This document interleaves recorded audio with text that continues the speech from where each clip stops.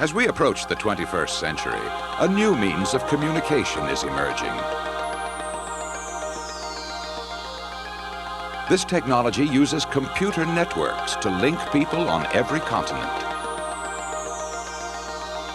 If we are destined to live in a global village, one day we will all be connected to the Internet. Okay, some people describe the Internet as the prototype for the information superhighway, but I just don't get it. You know, this information superhighway stuff sounds like a lot of super hype to me. Well, of course it is. But the Internet does represent a new form of communication, and this is the best part. You don't have to be a computer geek to take a spin on it. Hey, watch it, John. Some of my best friends are geeks.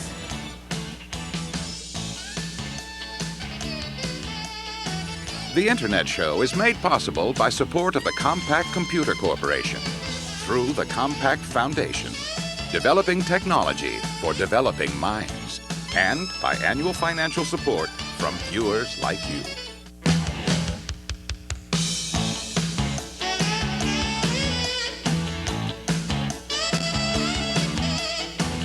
Oh, John, watch that. Oh. You know, just because we're talking about the Internet and the data superhighway doesn't mean we've got to bore people with talk of on-ramps and off-ramps and all that stuff. Of course not. Let's just say it's a way to connect to people all over the world. You can learn new things, you can have fun, you can use resources in faraway places. John, hold the wheel. Sorry. Are you ready? Gosh, I guess so. I'm Gina Smith, and I'll be one of your Internet tour guides. I'm John Levine. Together, Gina and I will be offering some driver's ed for the information superhighway. We'll be guiding, no, driving you non-geeks on the world's largest computer network, the Internet. We'll be explaining to you how it works. We'll show you how some people are using it. But most importantly, we'll show how you can begin using it yourself. John, that's our exit. We're headed for the Fondren Library on the campus of Rice University here in Houston. This is really appropriate since the ability to reach university resources like this library here is one of the major reasons for the Internet. Academic institutions around the world are making their storehouses of information available on the net. Students at Rice can easily reach the Internet through a campus-wide computer network. For example, they can search for books in this library without even leaving their dorm rooms.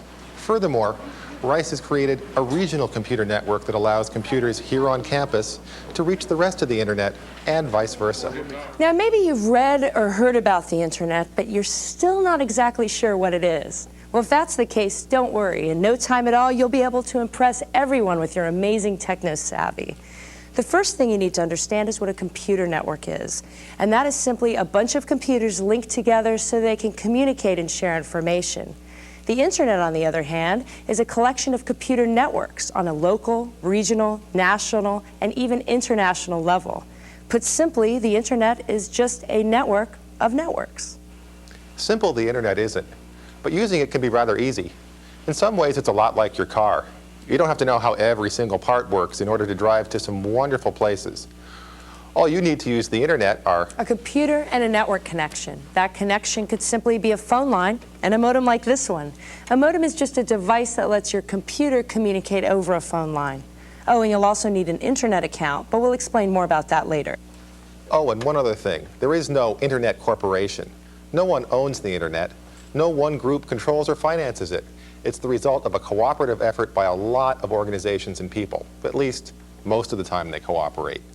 Now, at some points, we might find ourselves lapsing into the jargon of the Internet. And if we do that, don't worry. We affectionately call it geek speak. When we do, we'll sound the nerd alert.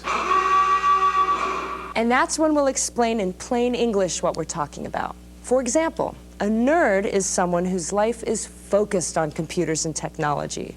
But a geek is someone whose life is focused on computers and technology and likes it that way. We'll have plenty to explain and plenty to talk about because the Internet is full of neat stuff. The variety on the Internet is one of its most incredible aspects, and there are literally hundreds, if not thousands, of neat things you can do on it. For example, just say you have a trip planned to Paris and you want to know how to get around on the metro. That's the Paris subway system. A man named Pierre David set up a way for you to connect with his computer in Paris ask how to get from point A to point B on the metro, and get an answer. For example, here we have a map of Paris with the Eiffel Tower being here, Montmartre, where I want to go, over here. Click on this screen here. I'm coming from the Eiffel Tower, going to Montmartre, and it tells me it'll take 25 minutes. First I take line 6, then I take line 8. I'm all set for my trip. Talk about pre-planning. He also has subway maps for New York, London, and a lot of other major cities. Another neat thing is keeping up with friends in faraway places. Just suppose you wanted to send a message to a friend in Hong Kong. Well, you can use electronic mail on the internet, and your friend can be reading your message on the computer a few minutes later. You can check out all kinds of graphic images on the internet. For example, lots of people translate photographs into computer images that you can display on your machine.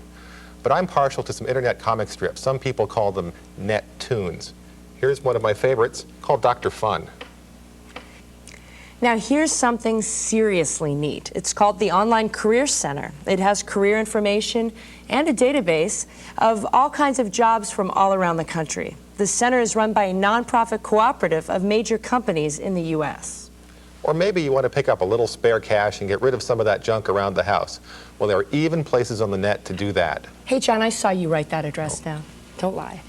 We have a lot of other neat things to show you, including how you can pick up free software for your computer. That's coming up later as we demonstrate just how easy it is for you to become an internaut. Oh, this isn't a hard one. An internaut is someone who travels the internet, boldly going where, well, millions of people have gone before. An internaut is the cyberspace equivalent of an astronaut.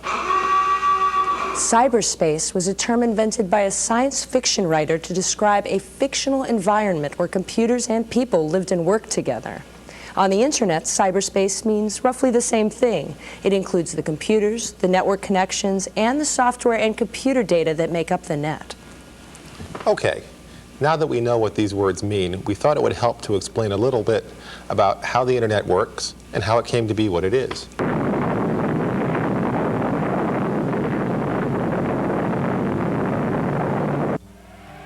The predecessor of the internet was a child of the Cold War, first developed by the Defense Department's Advanced Research Projects Agency, or ARPA, partly to ensure that data communications could survive in case of a nuclear attack.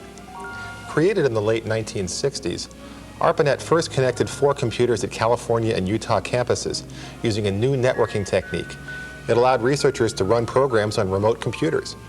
Later, other research institutions and military sites were added. The idea was that even if one part of the system were damaged, the rest would still function, and it worked. By 1990, the network, by then known as the Internet, had developed to the point where ARPANET was no longer a significant part of it. So ARPA dropped out, and organizations such as the National Science Foundation started maintaining the Internet. And for the first time, commercial users began joining it. The story of the Internet is still unfolding. Today there are over 1 million computers and more than 20 million people on the Internet, and it's growing at something like 10% every month. People on every continent, including Antarctica, use it. The people on the Internet use it for their businesses, they use it for their studies, and they even use it for fun and games. They also use all kinds of computers, from PCs and Macs and Amigas, all the way up through giant supercomputers. But they all use the same networking technique. It's called packet switching, and it works sort of like our transportation system. Journalists are hyping you day by day. Information highway is your name, they say.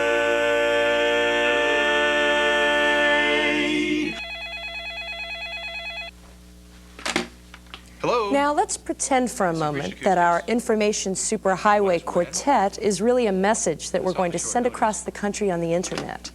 All 4 of the Golden Throats have laryngitis and have had to cancel out of New York tonight. I said we'd fill in for them. Well, that is pretty short notice. How fast can we get to New York? How fast can we get to the airport? Within the confines of their own city, transport is pretty easy since the roads they have to take are all connected.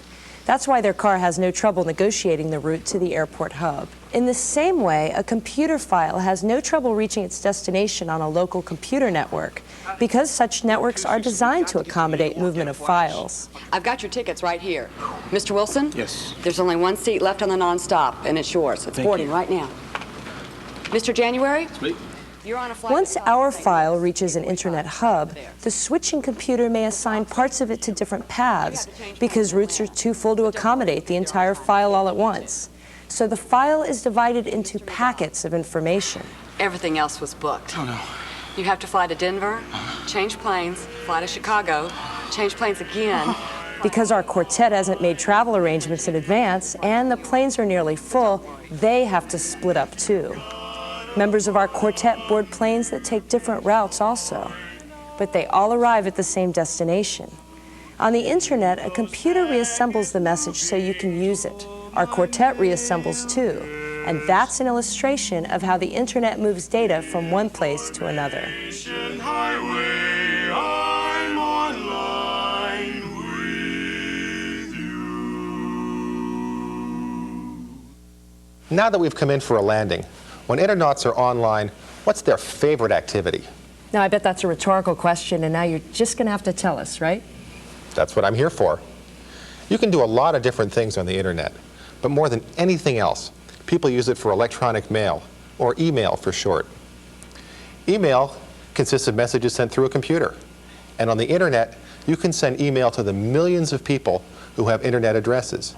This includes people who have accounts with commercial services such as CompuServe, America Online, Prodigy, Delphi, and the like. In order to send mail, you have to first understand internet addresses, which are based on the domain naming system. Let's show you what we found when we went out with our camera. The abbreviated word on the right, GOV, means this is part of what's called a government domain. NASA is a subdomain, as is JSC, which stands for Johnson Space Center. Now see how the words are separated by a period or dot. Now notice that the name on the left is separated from the rest by an @ symbol. That's the username. Sometimes people use their real names as usernames, and sometimes they use nicknames, like astronaut.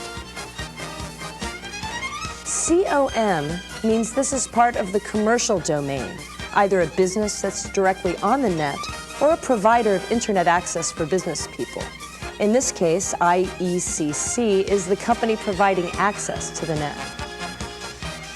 Another domain you'll see on the net is EDU for education. It's used by faculty, students, and administrators at educational institutions. And if you send mail overseas, you'll find that addresses usually contain a 2-letter abbreviation for the country, such as TN for Tunisia, or UK for the United Kingdom. Now, email has several advantages over regular mail, or snail mail as the internauts like to call it. One of the biggest advantages is that messages reach their destinations, what we call electronic mailboxes, almost instantaneously. Let me show you.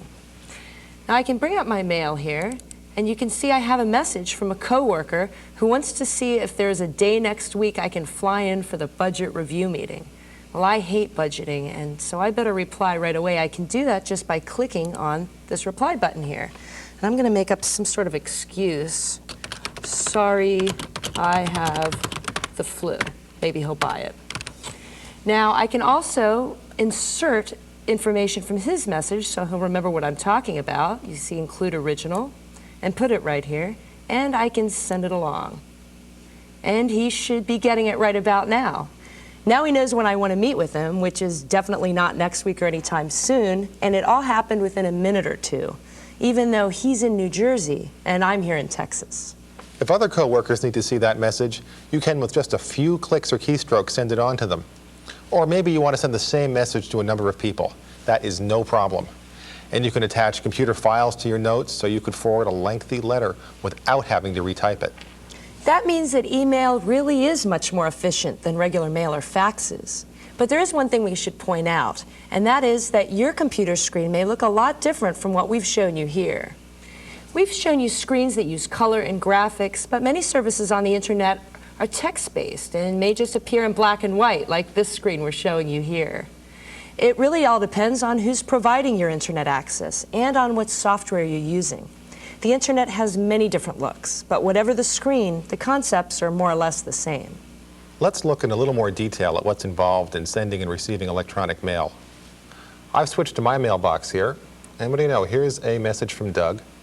So I'll click on the View button here, light up this message, and it says, Gina says she's too sick to come to the meeting. Can you come instead? Well, how about that?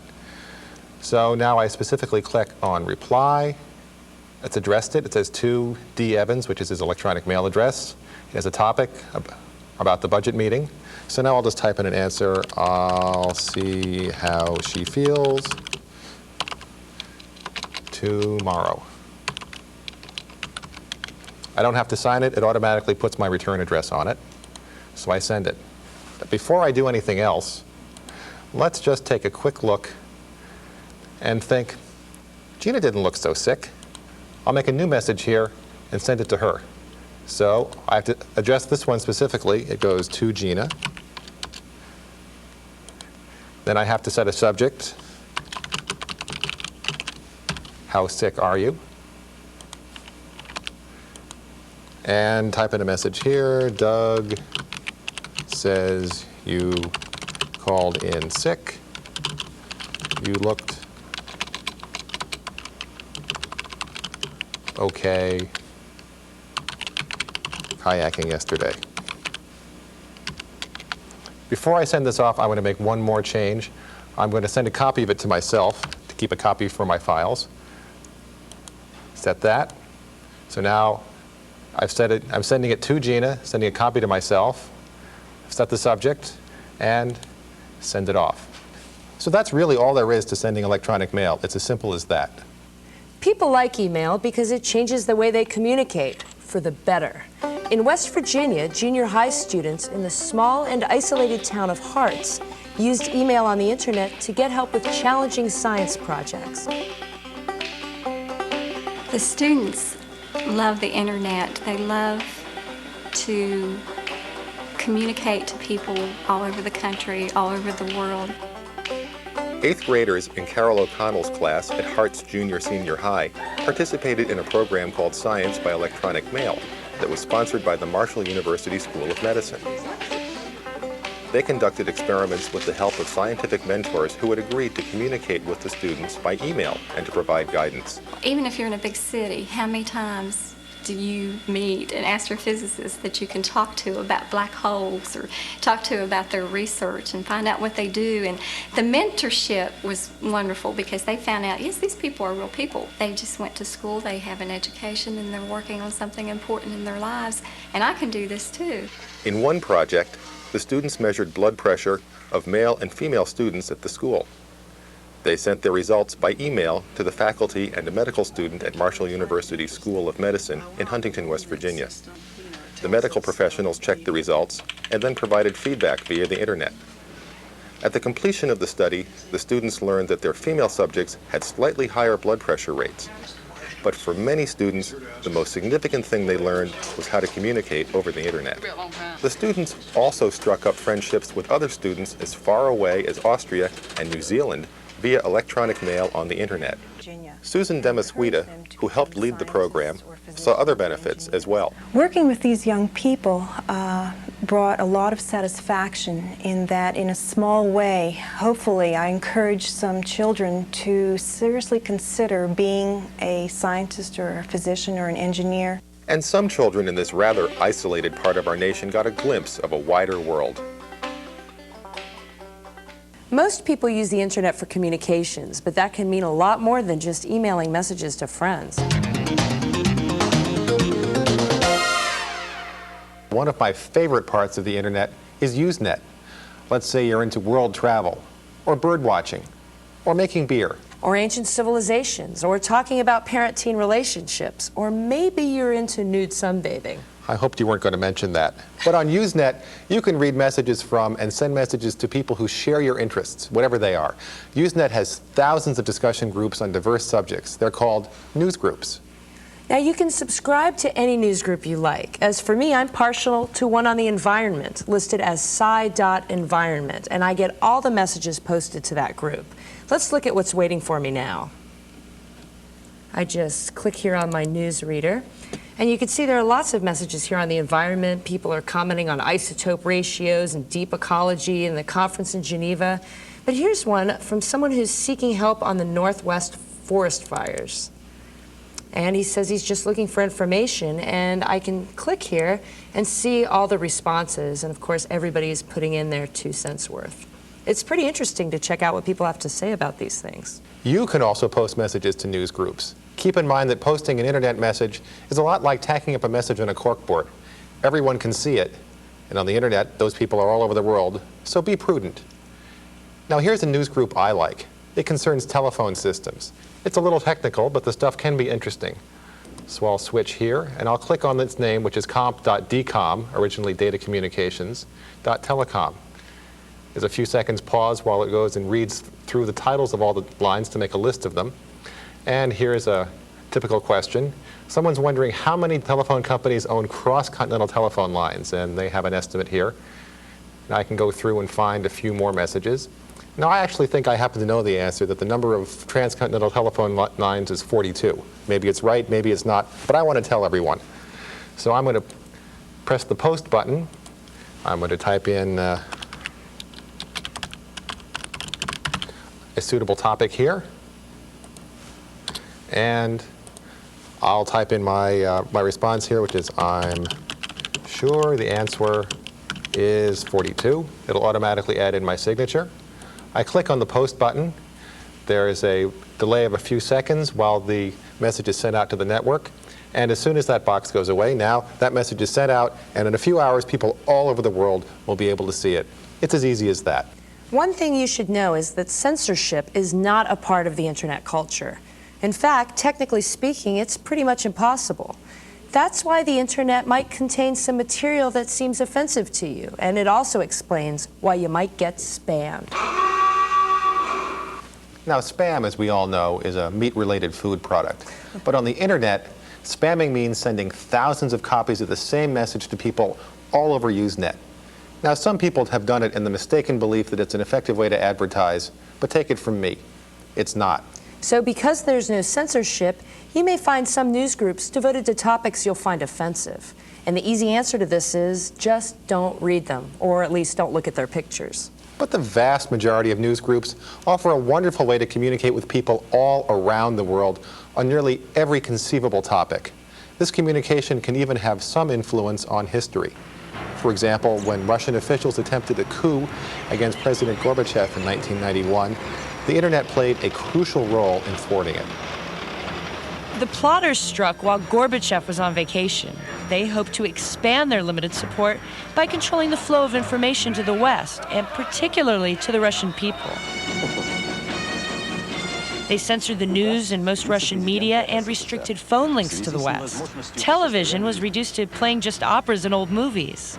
But the plotters forgot about a Russian computer network named Relcom. Mikhail Sergeyevich Gorbachev.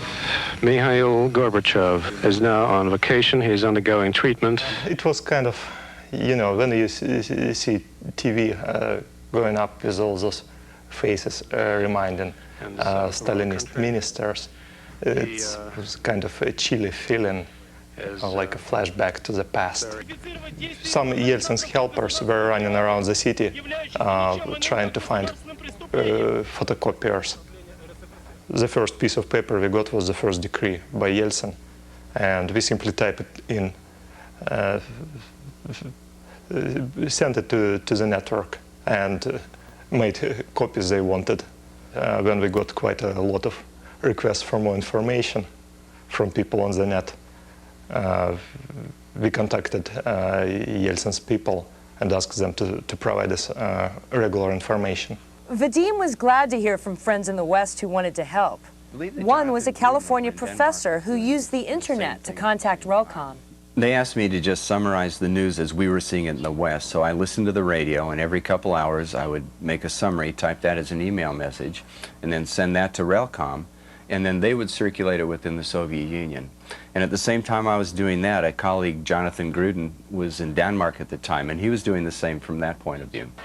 Ordinary Russians also provided eyewitness reports to the engineers and technicians at Relcom. These stories, along with the Western media reports, began to provide a steady stream of information to people across the Soviet Union. Relcom workers also posted the decrees of Boris Yeltsin, even though Russian media was mostly silent about Yeltsin's defiance. Basically, people who plan the coup were expecting that as soon as they say the mass media, they will create impressions they already won, and regional officials will line up to swear allegiance to them. Now, by providing alternative information, we made it clear that the question is still not decided, who is on the top. President Gorbachev returned to Moscow and overcame the coup attempt. And the extraordinary reform movement that led to the dissolution of the Soviet Union survived.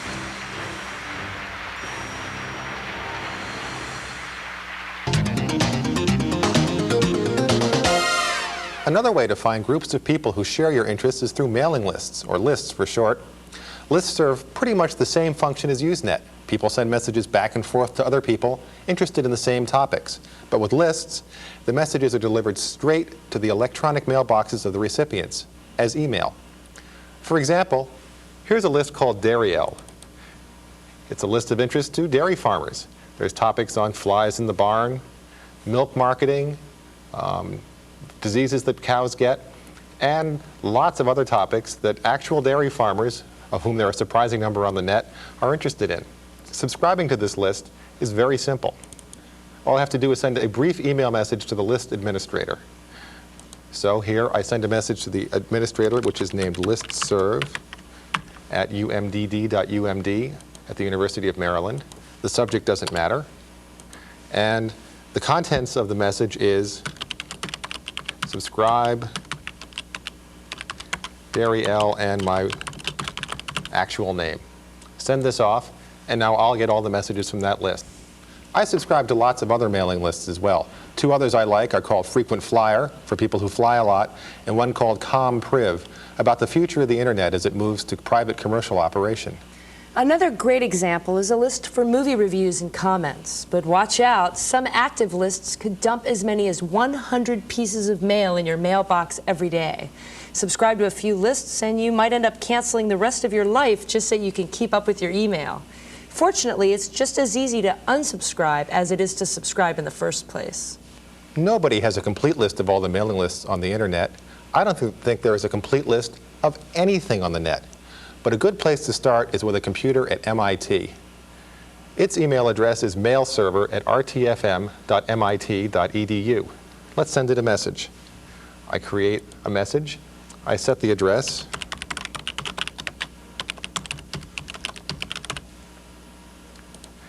The subject doesn't matter. Now I'll send it this message. Send usenet/news.answers/mailing-lists/part1.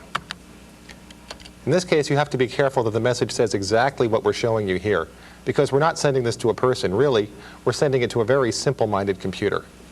This message will get the first part of the list of mailing lists and the email address of each list administrator. From this long list, you can get an idea of what's out there. Later, you can ask the computer for parts 2, 3, and so on from the extensive 14-part list. The catalog of lists at MIT is updated every month, so you may want to check it every now and then for new lists. And if you don't find the topic you're just dying to discuss, well, you can start your own mailing list. Sometimes, leaving a message on a computer just doesn't cut it. You want instant feedback. Well, the internet has something for that. Actually, a couple of somethings. One is called chat. Chat lets you talk online with other people who are online at the same time. All kinds of people.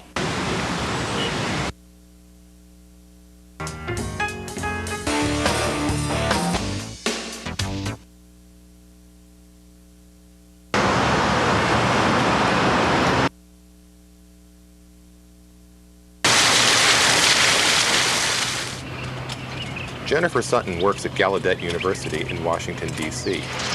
Because she has been deaf since she was 12 years old, Jennifer sometimes has difficulty communicating with the majority of people who are not deaf. Often, they can't use American Sign Language, and it's not always possible for Jennifer to read lips. But Jennifer has found a new way to communicate with people at work and at home. Gradually, I started hearing more and more about internet, and I decided to try it out. I've used it a lot for email and a little bit to talk to people. Sometimes I use IRC or Talk or something like that. Jennifer has met literally hundreds of people on the net, people who talk to her by typing messages on their computers. I think IRC really helps me to develop new interests and new contacts. I've met a lot of people through IRC who are working in the same field or have the same beliefs. Most of the time people don't realize I'm disabled. I just type, they type. There's no way for them to know that I have any kind of disability. It never really comes up unless a person asks for my phone number, and then it comes up, but the rest of the time, never. Quite a few deaf people use the internet, but you're not likely to know it when you're chatting with one unless he or she decides to tell you. The most widely used chat program is something called the Internet Relay Chat, or IRC. If your system permits, you simply type IRC, or you click on it like this to start it right up. Once you're in, you'll often find hundreds and hundreds of simultaneous conversations going on. To get a list of what the topics of these conversations are, you simply type /list and enter to get a list that is here in this little box. Now, I happen to know that there's a discussion group here called TV Show, and I open it up and you can see there are people here talking. Just to let everyone know I'm here, I'll say hello, are you there? And we'll see if we get an answer. You know, this is a lot like the old CB radios, because what you're really doing is all talking to each other on the same channel for a while, and people come in and have your arguments, etc. Now, there are a lot of other commands you can do here. You can find out what they are simply by typing /help at the prompt, and it's as easy as that. Chat is mostly used for gossiping, which can be fun, but some of the people whose job it is to keep computer servers up and running regard chat as a computer resource hog and not very useful. For that reason, some systems don't provide any chat software at all. However, you can reach chat programs by using another program called Telnet. We'll tell you more about Telnet later. Besides chat, you can use another program called Talk to communicate with others. Talk is sort of like making a personal phone call to an individual, except it's by computer. Now, to do this, you simply type Talk plus the other person's name and address. In this case, I'm calling my friend Tom, and he happens to be at Rice University, which is where we are. And let's see if he picks up. This is kind of like a telephone ringing. There he is. He's talking to me. He says, hi there. I say, hello yourself. What's for lunch? And hopefully it's not pastrami. Now, we each have a split stream, and we can see what we both type. Of course, in many instances, I'm not sure that this is better than talking on the phone. In fact, obviously it's not. But it is a great way to save on long-distance charges, particularly on overseas calls. And it can help if the other person doesn't speak your language very well. Is work piling up at the office? Is that report due tomorrow? Well, hey, it's time to take a break. And the internet has some serious time-wasting fun available. First, how about a joke we can tell the boss when he gets just a little testy? One Usenet news group is called rec.humor, but often the funny quotient is a lot higher in another news group, rec.humor.funny. Let's take a look at what's in that group today. Here's a bunch of jokes. Let's take a look at this one. I'm on a bus. The driver announces that smoking is prohibited and punishable by a fine of several $100s. Suddenly a baby starts crying. Come on, kid, you're 6 months old. You can make it without a cigarette. Oh. Well, tastes vary, but you get the idea. Has anyone ever said you live in a fantasy world? People create their own on the internet all the time, and they use them to role play with other internauts. Maybe you remember a game called Dungeons and Dragons. Well, a generic term for these kinds of games on the internet is multi-user dungeons, or MUDs for short. Somewhere in the world, someone has devised an artificial social environment on a computer. It might be in the year 3000 on the planet Jupiter, or it might be the 9th century AD in a mystical land on Earth. MUD players can join that society and take roles within it. They interact with other players. Many of the games involve combat and other forms of violence. You may face trolls and other horrible creatures in order to gain the hidden treasure or the fair damsel. But other MUDs are much more peaceful, and you don't have to worry so much about being killed all the time. In fact, one thing you should definitely remember is that this fantasy world is in your own head. In reality, you're only typing words on a computer screen. Just keep telling yourself that, no matter what. I like to jolt myself back to reality with a caffeine-laden soft drink. And there's something of a tradition about this among computer geeks. Some like their fizzy water so much that they have engaged in some serious time wasting and created online soda machines. Here, for example, I'm going to connect to a machine at Carnegie Mellon University in Pittsburgh. Looks like it's empty. Must have been a long night last night. If you're a serious hacker, you want to know if the machine is out of your favorite beverage, or maybe you've set up a charge account so that even if you're out of change, you can still buy a cold one. Or if you're into coffee, there's a well-known online coffee pot at Cambridge University in England. It has a video camera trained on it all the time. So just in case I need a cup during my next visit to England, there's one cup left, I better hurry.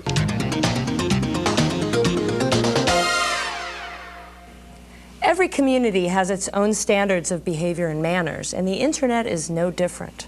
The first thing you should remember is that communicating by computer has its own limitations. Because you're writing rather than speaking, people don't get to see your facial expression or hear your tone of voice, and that could change the meaning of the actual words. So pay careful attention to what you write and how you write it. For example, messages written in all caps are taken as though you're shouting. That seems awfully rude. And speaking of rude, there's flaming. Flaming. Unusually pointless and excessive outrage in electronic mail has become so common that it's now got its own name, flaming. If you receive an angry message, you've been flamed. Unfortunately, a few people seem to enjoy sending these kinds of messages. My recommendation is that even if you get a really offensive message and you just have to reply, don't. In 20 years of using electronic mail, I have never regretted not sending an angry message. And I have regretted sending a few. Now, why would anyone send an angry message to you? Well, there are a few things that make internauts grind their teeth, and one common mistake that newbies make all the time is to... Newbies. That's a term for newcomers to the internet. Like most newcomers to any society, newbies tend to make a few social mistakes or violate a few customs. And of course, people who got there slightly ahead of a newbie sometimes like to lord it over them. Okay, now a common mistake that newcomers make is to leap into newsgroup discussions without first observing the dynamics of a particular group. What's an acceptable comment to one group may not be acceptable to another. It's best to read what others are saying for a while before you join in. Hanging around like this is called lurking. Remember, lurking is good. Another bit of netiquette revolves around FAQs, or frequently asked questions. Nearly every Usenet group on the internet has a list of FAQs and the answers to them. While people on the internet can be extremely helpful, they really don't like wasting their time answering the same question that's been asked over and over before. So please, read those FAQs. If your question is computer related, you could read the manual first, and if you can't get the answer that way, then ask. And if you want to send a message with a little humor in it, there's a way to show that intention too. You can type what we call a smiley. Here's one. Now just turn your head sideways and you can see how it works. There's a variety of these things. They're called emoticons, and lots of internauts use them. Okay, we've told you about news groups, about chat and talk. Now, if what you really want is to find and get cool stuff like free software on the internet, well, you might need a Gopher, or maybe Archie. And if you like Archie, you should definitely get to know Jughead and Veronica. The internet is growing so rapidly that it's difficult to keep up with all the resources available to us internauts. That's why it's a great idea occasionally to surf the net, just to see what's out there. And once you find something neat, you'll probably want to bring it home. One major internet surfboard is a program called Gopher.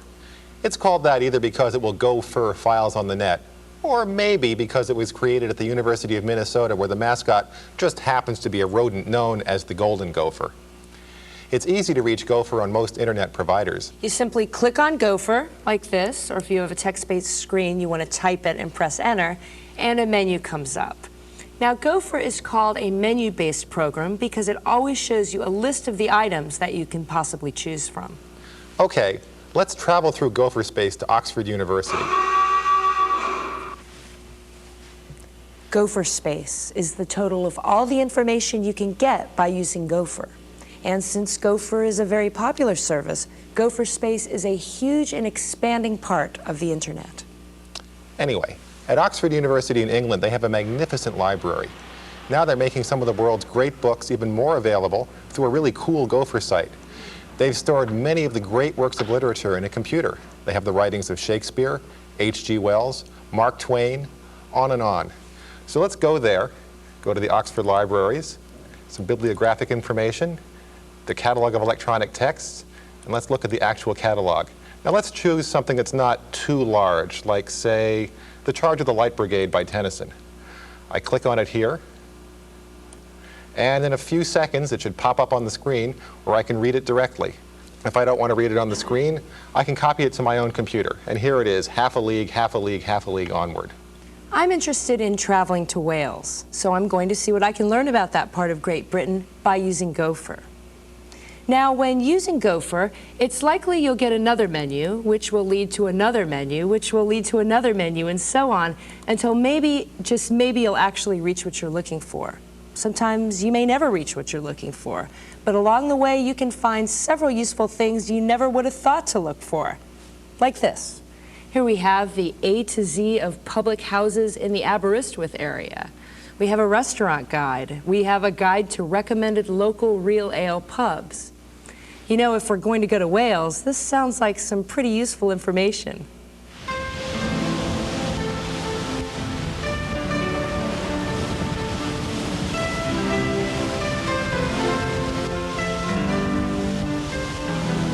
The town was born in the 13th century when they built the castle. The English built the castle. And then the railways arrived in the 1850s, and the college itself started in the 1870s. We're on the prom in Aberystwyth on rather a windy day. The town's got about 10,000 people in it, then students in term time and holidaymakers in the summer. Jeremy Perkins works at the University of Wales in Aberystwyth. He's also a member of the Campaign for Real Ale. Real ale is easy to find around here if you know where to look. Jeremy does, and he's shared that information on the internet. We are an educational establishment, so the main reason for having an information service here has to be to provide information to staff and students about the university. But it's always been in my mind that a function of a university is to encourage as many students as possible to actually use computing during their time here. And so I've always taken the approach that to have a bit of fun on an information service is going to pull more people in. And hopefully after they've had a smile, they're actually going to start using it for serious things. Of course, Jeremy thinks real ale is a serious matter too. I mean, really, it's meant one has to visit every pub in the area over time to check them out, to see what the landlord's like, to see how comfortable they are, to see how he keeps his beer, which is obviously key importance, and what range he's got. I mean, there's an enormous range of real ale available in Britain, and people like to have a change every now and again, so all that has to really be checked out. You want one for yourself? Seriously, yeah? Yeah, sure. A few years ago, the big brewers decided that real ale, like this marvellous pint, was too much trouble, and they started to market what they called keg beer, which was pasteurised dead beer in kegs, served by carbon dioxide cylinder. But that's when the Campaign for Real Ale was formed, and bit by bit, consumers have said, no, that's not good enough, that really is rotten old beer. And proper beer has come back into the pubs. And that's one of the reasons I started this list. So if you're looking for vital information like the best ale or restaurants in an area, Gopher is usually the fastest and easiest way to find it. And one of the most fun. Gopher also lets you display files, copy them to your own computer, or mail them to yourself. The biggest problem of Gopher is that since it's been so successful, people have created many, many menus. So you can get a bit lost sometimes when you're looking around. But some clever computer guys came up with another way to search Gopher space, a program called Veronica. Why is it called Veronica? Well, someone once claimed that it stood for Very Easy Rodent-Oriented Net-Wide Index to Computer Archives, but I think they were just probably reading too many comic books. Veronica works with that rodent, Gopher, and with Veronica you can conduct a word search of menu titles or file titles found in Gopher space. Let's say we wanted to check out what information is available on a medical problem, like, say, back pain. You see, I'm clicking here. I'm going to connect here to a university in Germany. And I've searched for back and pain and pressing OK. And what we're seeing here is a listing of articles and messages relating to back pain. So you can see that Veronica will save you a lot of time in Gopher space. Veronica lets you search all of Gopher space. Her friend Jughead lets you conduct the same sort of search, but lets you restrict your search to one particular part of Gopher space. And if you like Veronica or Jughead, you'll really like Archie, another way to find stuff on the net. Some big and fast computers called Archie servers search the net every night for information scattered in computer archives around the world. These files are available to people who call up and want to download them. Download means copying information or a program from a remote computer to your own. Don't you think that horn is a little bit loud? It's obnoxious. Oh, well, anyway. Lots of public domain software can be found on the net through Archie servers and then downloaded to your computer. It's very simple to begin an Archie search, but you should know that Archie servers are usually busy during the day. Also, you may want to make a couple of adjustments to Archie's settings before you begin. We're going to click on Archie, and we're going to search for a keyword. You may want to place limits on this. Here we're looking for education software. You may also want to place some restrictions on the number of responses Archie gives you, since it sometimes finds an overwhelming number of files. Once you're ready to search, you type the words for which you're searching, then click on the search button, as Gina has already done. Archie will tell you how many other people are in line ahead of you and how long it thinks your search will take. Normally, though, because Archie is so popular, your search could take a long time, several minutes, and it's really boring to watch a computer work. So a way to avoid that is to send the Archie server an email message with the necessary commands to start your search. That way, when it finishes, it just drops the result in your return email mailbox. Now, Archie won't get a file for you. It'll simply tell you where it is. To transfer a copy of that file, you may want to use a program like FTP. Let's download the program we found right now. Now, what we want to do is select FTP, or you might want to type it and press enter if you don't have a graphic interface like this. And then you want to follow it with the name of the computer that has the file you want. FTP will make a direct connection and let you navigate the other computer's directories and select files for transfer. Oh, by the way, you can't look at the contents of the files until you get them to your own computer. When you connect, the computer at the other end will ask you for a username and password. Many computers are willing to let anyone look at some of their files, and on these computers, you may log in as anonymous. This is called anonymous FTP. Another cool way to find stuff on the net is to use the World Wide Web, or as it's sometimes called, the web, or WWW. The web is an attempt to organize information as a set of hypertext documents. Hypertext. Hypertext documents are documents linked to one another by keywords or graphic images. Anytime you come to a keyword, you can jump to another document with additional information on that subject. The new document will also have hypertext links, so you can search for information in an interactive manner. Using hypertext is the strength of the web and its limitation. For example, here on my screen is a hypertext document. It's the home page of the Information Systems Department here at Rice University. I can click on text or on pictures on this screen to move to other places at Rice. For example, exhibits about the campus, the founder, and the history of the university. The links found in each document let you skip from one point on the net to another, and the web does all that work for you. It's a neat way to do research, but the number of hypertext documents available on the net is still somewhat limited, so you may find more on a subject in a Gopher search. Now, if you're a control freak like my buddy John here, you'll love what I'm about to tell you. There's another service on the internet called Telnet. It allows you to reach remote computers and control them with your computer. You can run programs that the remote computer provides, just as though your machine is a terminal on it. Let's try it out. I'm going to Telnet to the Library of Congress in Washington. It's a wonderful library. They have the largest collection of books in the world. I just want to make sure they have all of my books in their catalog. I tell it to look at the catalog, at books in English. Tell it to look for books by me. Here's a bunch of my books. If I look again, it has a few more.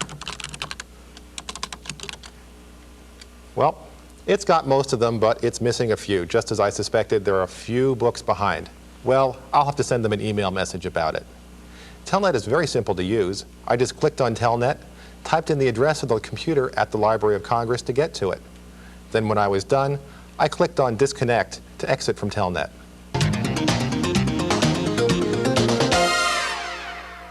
We've been telling you how cool the internet is, but there are some problems you should be aware of. You may encounter some of these problems, and it's better for you to know about them now. The first problem relates to ease of use. Many first-time users of the internet feel like strangers in a strange land. Much of the net is based on the Unix computer operating system, and if you're familiar with PCs or with Macintoshes, you'll need to learn a few new commands.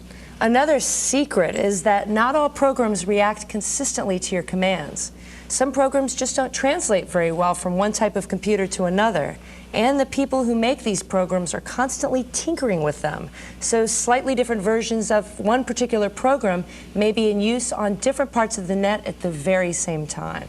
Also, various parts of the internet can often be hard to get to, and when you arrive there, you may get the net equivalent of a busy signal. The internet is growing so fast that its computer resources are becoming strained.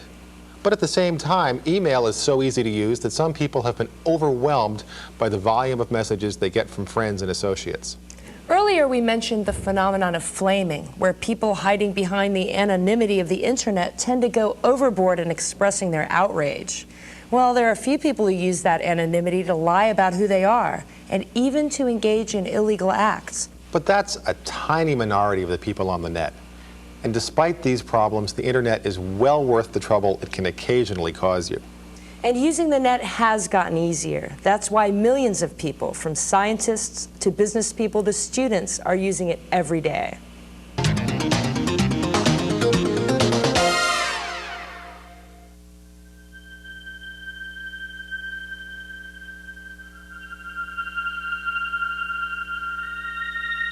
Well, there's this big crisis in cosmology right now, and we're on a long-term program to try and get the data to resolve that crisis, which in the end may point to the existence of another process other than gravity that has built the universe that we observe today.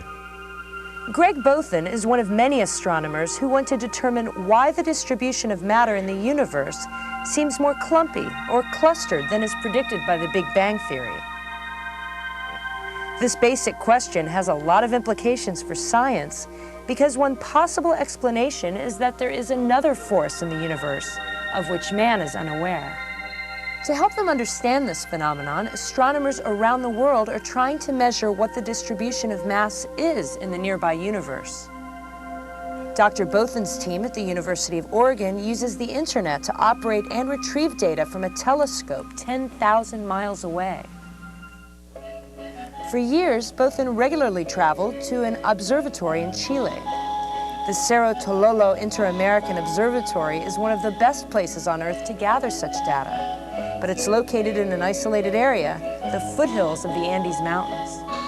Well, prior to the internet, one had to physically go to the facility. That involved 30 hours of travel time at a cost of about $2,000, often to go there to sit under cloudy weather. With the establishment of the internet, one can schedule time in advance, stay home, conduct the observations remotely, and deliver the data back to your home site directly through the internet. Bothan analyzes the images while working at his desk. He also uses the internet to check hourly satellite photos of weather conditions around the observatory.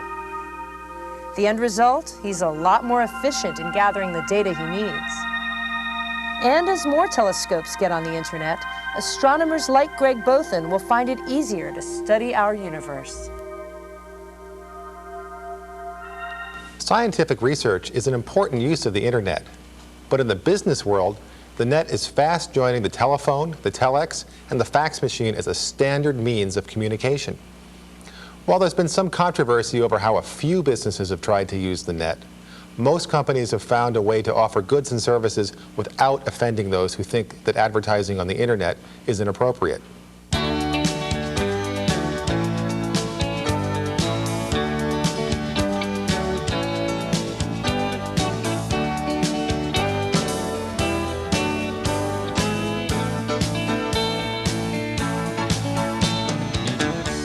Flowers in Cyberspace. It's a new enterprise for a traditional florist in Ann Arbor, Michigan. Well, it was something new that had never been done before, and we didn't really know what was going to happen. We've been real pleased with this. We came online in February, and by Mother's Day, this system was generating almost as many orders as what we were receiving from our FTD wire service. Anyone with the ability to receive graphic images via the internet can view a variety of bouquets offered by Grant's Flowers. Find something you like, and you fill out an electronic order form telling where and when you want them delivered. Payment is by credit card. Well, the biggest thing is it's convenient for people. They don't have to leave their offices or businesses. They don't have to go to the phone. A phone is fine, but on the computer they can see what they're buying. We are able to fill the orders in-house if they're coming for a local delivery, or we use our FTD wire service for those orders anywhere in the world, really. Grant's Flowers is part of an electronic mall created by a small internet provider in Ann Arbor, John Zeef of Branch Information Services. Zeef's mall offers advertising from a variety of small businesses, including a bookstore, a lawyer, and a company selling exotic teas. I really feel we're on the edge of something. When we started, we were making cold calls and trying to convince people to do this. And now they call us, and we're growing very rapidly. At Grant's Flowers and Greenhouses, they believe they have planted a seed which will blossom into a major moneymaker. To view the bouquets offered by Grant's Flowers requires a bit more than a plain vanilla internet account. You must have, at a minimum, what's called a SLIP, or a PPP account. Now, what those initials mean isn't important, but with either account and software for receiving graphic images, you'll find the internet is an even greater resource. The software that we use to view the flowers is one of the coolest programs for internet users. It's called Mosaic. And although it's true that you're likely to see more advanced internets using it, Mosaic actually makes the internet a lot more user-friendly and is really good for beginners. It's a program that works as a browser with the World Wide Web, letting you find information more easily. Mosaic and programs like it are the future of the internet. These programs make it easier for non-geeks to use the net.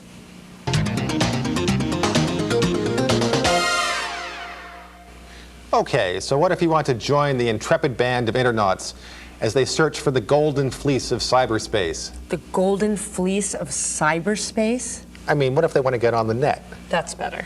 The first thing to figure out is whether you're already part of an organization that's already on the net.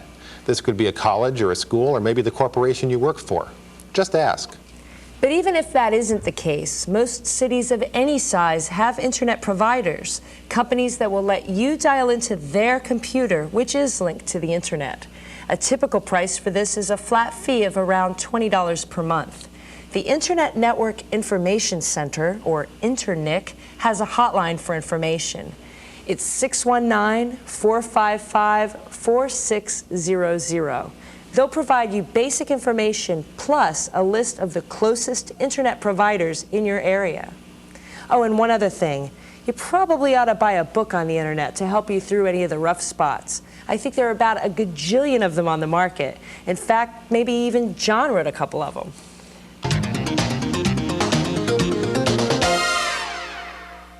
Part of the internet's future is wrapped up in technology. The rest is sociology. As the equipment linking computers on the net permits faster and faster connections, the door opens for more use of graphics and full motion, film, video, and even live action events. Besides making the internet more attractive, heavier use of graphics also makes it a lot easier to use. This technology is available now, but it's just not that practical an option for many users. But this is changing. Many telephone companies are beginning to offer digital phone lines for homes at more affordable rates. And a few cable television firms are also offering this service on a limited basis. And the availability will only grow. The internet also represents a new type of communication, one that permits people in separate places to meet in a new territory called cyberspace. It's an electronic landscape where people can interact, conduct business, and do whatever they normally do elsewhere. And once access to it becomes widespread, the internet will likely turn what we call the global village into the global street corner. Predicting what's to come is hard, but when we think about the future, I think it's probably worth looking at the present for clues. For example, Telluride, Colorado is a community that hopes it's wired for the future. Telluride sits on the western side of Colorado's Rockies at an altitude of more than 9,000 feet. It may be geographically isolated, but the small town is directly linked to a much wider world because of the internet and because of a community computer network called the InfoZone. The reason we created the project was with all the hype about information highways, we felt we were a little information byway, a little off-ramp, and we're really concerned about the social implications of an information society. And rather than just talk about it, we decided to model what that might really look and feel and taste like. The Telluride Institute, a nonprofit research group, helped fund the InfoZone. It maintains the equipment to link Telluride and surrounding communities directly to the internet. It also provides public access sites. The Steaming Bean Coffee House is one place where anyone may use the computer to reach the InfoZone and the internet.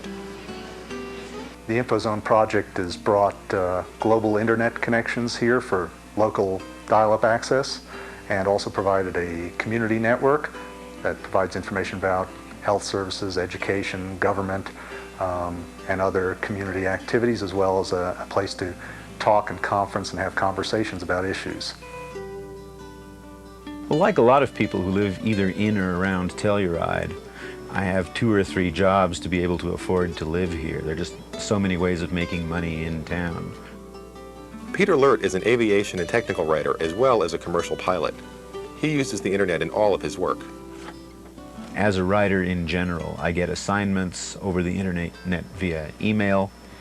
Typically, I'll submit copy via internet email because, of course, in this day of electronic typesetting, they would much rather have copy come in electronically than have to be keyed in after it comes in on paper. I get all of my weather briefings over the internet or via computer. I do a lot of my flight planning and flight plan filing on the computer. And for example, right now, I'm working with some people and we're setting up an expedition to Nepal next year with a motorized glider for some weather research, and we're corresponding both among ourselves and with Nepal on the internet. The county library is another public access site. Anyone may use the computer, but frequent users of email are encouraged to open their own internet accounts. The library is an information source for the whole community. And without the internet, we would be restricted to what we have right here in the library. In a small rural community like Telluride, we really need to reach out and find out what's in other communities, talk to other people, and get information from sources all over the world. Ms. Clark also says the internet connection has made a difference in her personal life as well. As a single person, it is hard to meet people in a small community like Telluride. There are just not very many people here. I've found that I've met a number of people on the internet and formed some very nice relationships. I happened to post an ad, actually, to one of the listservs called Alt Personals, and I had about 40 people answer my ad. Men. Some people believe that communities like Telluride will become the norm in the future. They believe that the internet will help create a new social landscape where people work, learn, and maybe even fall in love.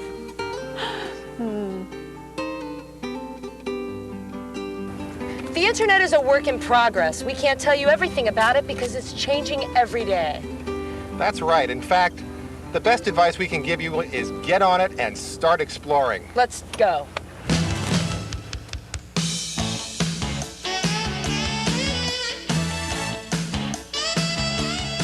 The Internet Show is made possible by support of the Compaq Computer Corporation through the Compaq Foundation, developing technology for developing minds, and by annual financial support from viewers like you.